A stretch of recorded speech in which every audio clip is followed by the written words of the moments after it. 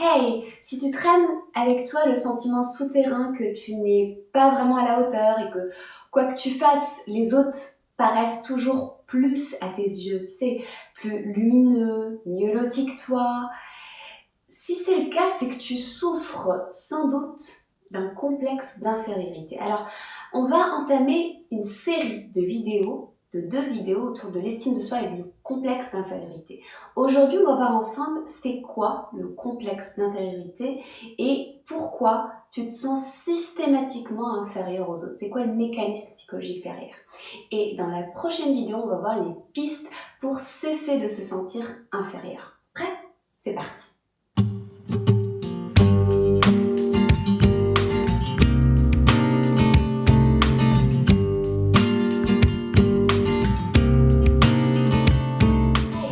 Apache de genzapache.com, psychologue spécialisée dans les relations interpersonnelles, l'amour et l'hypersensibilité, et je te souhaite la bienvenue sur ma chaîne YouTube. Tu es au bon endroit si tu veux apprendre à mieux te comprendre, à t'épanouir dans ta vie, dans tes relations en tant que personne intuitive et hypersensible. Alors si ce n'est pas encore fait, pense à t'abonner à ma chaîne en cliquant sur le bouton qui est juste en dessous de la vidéo et active bien aussi les notifications, comme ça tu feras partie des toutes premières personnes prévenues dès que je publie une nouveauté. Alors, ce que nous explorons dans cette vidéo fait partie des éléments fondamentaux qu'on aborde ensemble dans la phase 4 de la Happy Heart School. C'est quoi la Happy Heart School? Si tu ne sais pas encore, c'est l'école du cœur que j'ai fondée et où je t'apprends pas à pas à développer ton intelligence émotionnelle, relationnelle pour te frayer un chemin vers l'amour et la vie que tu veux. Alors, si c'est le bon moment pour toi, si tu le sens, si tu te sens prêt, prête pour être accompagné et donner un nouvel élan à ta vie et aux relations qui comptent le plus pour toi, eh bien, tu vas adorer le parcours de la Happy Heart School. Tu peux me rejoindre et avoir toutes les informations juste en dessous de la vidéo. Donc, je referme la parenthèse et on revient au cœur de notre sujet. C'est quoi un complexe d'infériorité? Imagine un banc public qui peut prendre 2 personnes maximum. Tu prends place dessus, puis il vient un être qui t'apparaît comme étant un géant. Au départ, du coup, il prend la place vacante, mais très vite, il s'étale de plus en plus. Et toi, tu te pousses de plus en plus. Tu te pousses vers le rebord. Tu te fais petit, tu te contractes, pendant que ce géant prend plus de la moitié du banc et même il t'éjecte en fait à l'extérieur. Donc tu le regardes, il est imposant, il est impressionnant et il n'a pas l'intention de bouger. Tu ne peux pas te mesurer à lui. Alors, forcément, sans rechigner, tu te lèves et tu te retires en lui laissant le banc entier.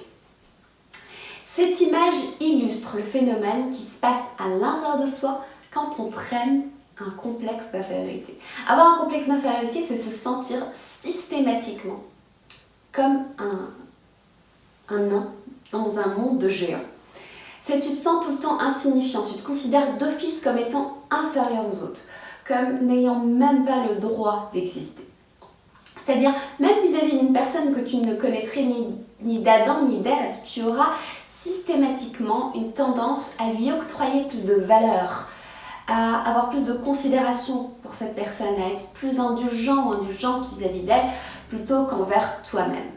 Autrement dit, tu te sens petit en permanence, insignifiant, pas à la hauteur.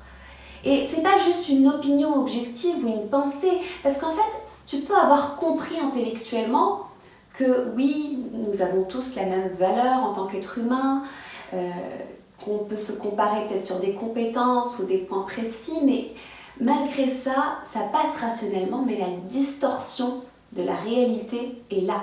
Et donc tu traînes avec toi une gêne, un sentiment d'imposture, d'insignifiance. Tu te sens inférieur sans pouvoir l'expliquer rationnellement. C'est un sentiment profondément ancré en toi. Pour reprendre l'exemple du géant, avoir un sentiment d'infériorité, c'est vraiment avoir l'impression de vivre dans un univers de géants. Et du coup, pour y remédier, tu te déguises en portant des échasses, par exemple, pour te relever artificiellement. Mais au fond, tu as toujours cette impression d'imposture. Parce que tu sais que derrière le déguisement, tu es juste une personne de taille moyenne. Alors, quelle est l'origine du complexe d'infériorité? Pourquoi on développe ça? D'où ça vient? Alors, tu te sens être un petit, minuscule dans un monde de géants parce que tu as pris l'habitude de focaliser ta pensée pour percevoir ce qui te manque au lieu de percevoir ce que tu possèdes comme force et comme qualité. Autrement dit, tu portes des lunettes déformantes qui te font voir les autres comme étant des géants et toi comme une minuscule fourmi.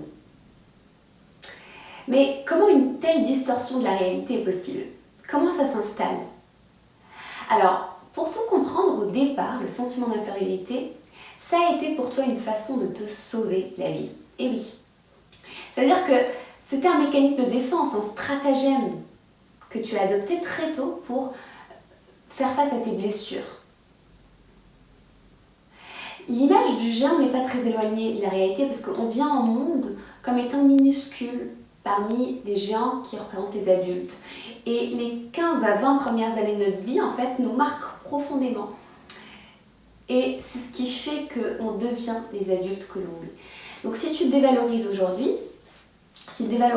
c'est que tu as appris à le faire parce que à un point de ton existence, cette attitude a été indispensable à ta survie.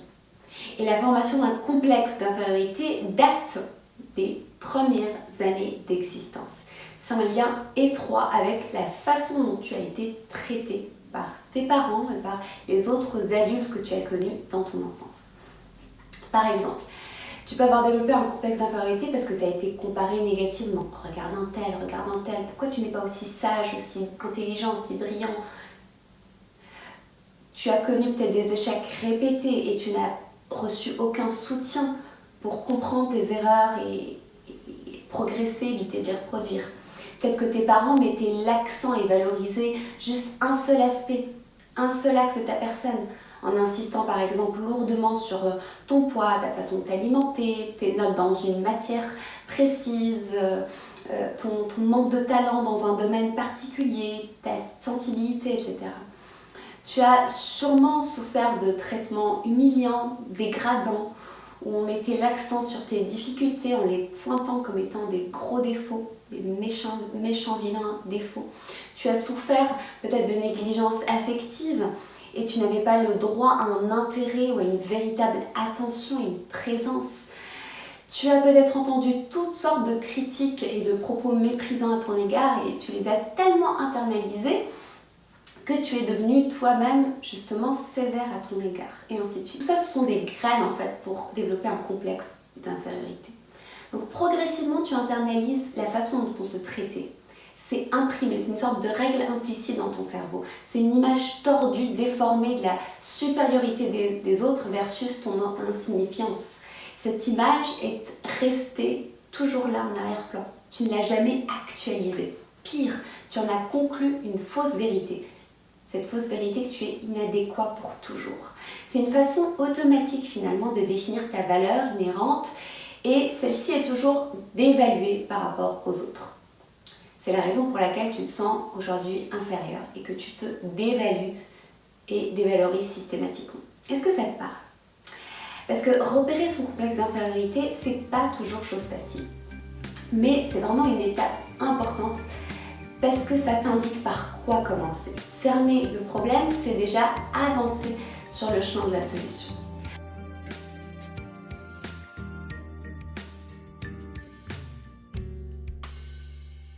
Alors dans un instant, on va voir ensemble les indicateurs précis qui révèlent l'existence d'un complexe d'infériorité.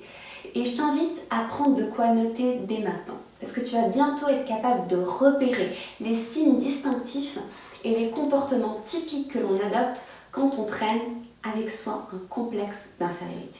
Ok? Go! Alors, parlons maintenant des manifestations du complexe d'infériorité à travers les 3 mécanismes de défense. Il faut comprendre que le complexe d'infériorité teinte ta perception de toi-même et ton attitude générale dans la vie. Le complexe d'infériorité, c'est clairement un frein. C'est un handicap sur tous les plans. Surtout quand tu ne le réalises pas.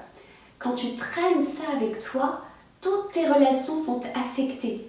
Parce que tout devient laborieux, difficile, parce que tu es en mode effort permanent. Tu te méfies des uns des autres, tu vis sur la défensive, tu as besoin de prouver. Et Tous ces efforts-là, c'est ce qu'on appelle des mécanismes de défense. En fait, c'est une sorte d'armure rigide dans laquelle tu t'es cloîtré au départ pour te protéger et éviter des coups et des blessures, mais en fait, tu es resté coincé à l'intérieur de cette armure et tu n'arrives plus à en sortir. Donc, voici les 3 grandes attitudes défensives possibles, les 3 grandes armures universelles dans lesquelles on s'enferme quand on traîne un complexe d'infériorité. La première armure, c'est la soumission.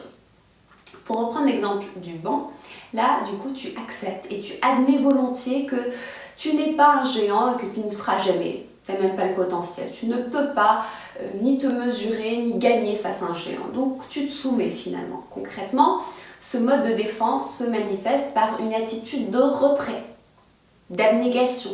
Tu courbes l'échine et tu as honte de toi, tu ne fais pas de vagues.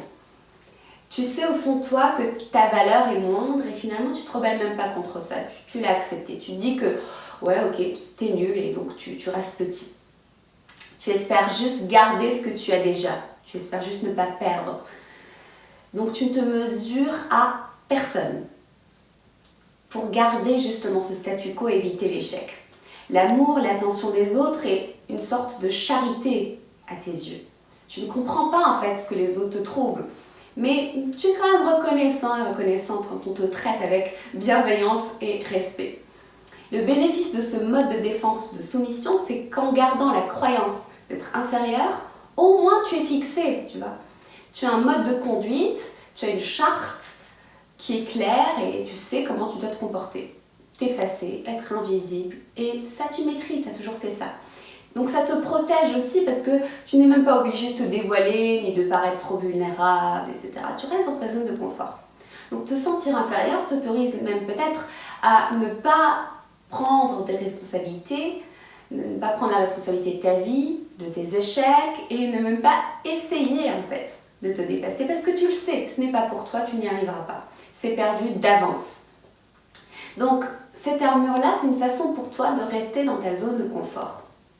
Et tu peux avoir pris cette habitude-là de te maintenir dans un statu quo, d'éviter les gens qui peuvent te secouer ou te mettre mal à l'aise. Tu ne t'affirmes pas trop, tu évites les confrontations, tu restes consensuel et tu dis aux autres ce qu'ils veulent entendre. Tu te comportes comme tu es censé te comporter. Tu évites toutes les personnes qui ont réussi, qui sont sûres d'elles, et tu refuses de te comparer à qui que ce soit. Donc, tu t'interdis toute marge de progression. Et en fait, tu minimises ce que tu veux. Tu fais des choix vraiment petits pour ne pas risquer de confirmer ton inadéquation. Tu renonces finalement à la vie que tu veux, au partenaire que tu veux, à un diplôme, à une promotion, à tes rêves. Ça, c'est la première armure dans laquelle on s'enferme. La deuxième armure, c'est la compensation. Là, en fait, du coup, c'est l'inverse. Tu as pris la voie du perfectionnisme. Tu cherches tout le temps à prouver ta valeur sans relâche. Tu es en hypervigilance permanente et tu cherches à te dépasser sans cesse. Tu vis très mal l'échec, tu mesures tout le temps ta valeur à tout le monde, même quand il n'y a pas besoin de se mesurer. Même dans tes relations amicales ou amoureuses, et tu le fais jusqu'à l'épuisement. En fait, tu te sens inférieur, du coup tu compenses en faisant beaucoup trop, en cherchant à réussir, à briller, à prouver à l'extérieur ta réussite par des actions. Tu cherches à prouver ta valeur et donc tu t'entoures de personnes brillantes qui réussissent, avec qui tu traînes comme un trophée, en fait, tu évites les losers. Tu vas chercher toutes les signes de distinction sociale et de prestige. Donc tu t'entoures de façon très sélecte et tu fais attention aux signes de distinction, à ne pas te mélanger avec n'importe qui. Tu accordes une importance excessive et parfois même rigide aux apparences, à l'accumulation de diplômes, d'argent, de tout ce qui prouve concrètement ta valeur et en négligeant le sentiment réel que les choses te procurent. Tu peux finalement dans le fond détester ta vie, mais tu le fais quand même parce que c'est ça le signe que tu as réussi. Donc il n'y a pas de fin à cette avidité intérieure. Quand tu le vis, c'est comme un monstre qui te dévore et tu finis épuisé ou mort et tu n'as toujours pas rempli ce vide intérieur. Donc ça, c'est la deuxième armure. Enfin, la dernière armure, c'est la projection. C'est un mécanisme qui consiste à détourner ton insignifiance et ton sentiment de vide intérieur en pointant des doigts les défauts des autres. C'est le cas quand tu as la critique facile. Dans les faits, c'est une armure qui est hybride, à mi-chemin entre l'armure de la soumission et celle de la compensation. Là, en fait, tu avances quand même. Tu avances dans ta vie. Mais tu as besoin, pour te rassurer, d'être entouré de personnes que tu considères plus bas que toi. C'est ça le piège. Parce qu'en fait, tu fréquentes dans ton cercle intime que des personnes sûres, des personnes qui ne te dépasseront jamais en rien. Des personnes qui sont elles-mêmes freinées par leurs complexes ou peut-être qui ont déjà renoncé. Ainsi, tu es sûr de ne pas réveiller tes propres insécurités.